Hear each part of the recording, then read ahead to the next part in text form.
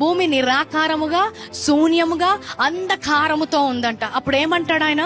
వెలుగు కలుగును గాక అంటాడు. ఆయన మాట విడుదల చేయగానే భూమి మొత్తము కూడా వెలుగు వస్తుందంట. ప్రతి చీకటి అక్కడి నుంచి వెళ్ళిపోతుంది.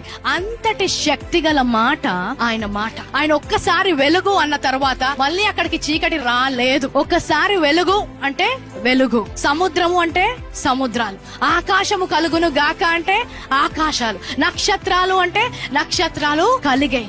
ఇన్ని వేల కోట్ల సంవత్సరాల తరువాత కూడా ఒక్క మాట ద్వారా పలికినబడిన శక్తి చేత ఈ రోజు ఈ భూమి, ఈ సర్వ సమాజము కూడా నిలుచొని ఉందంట.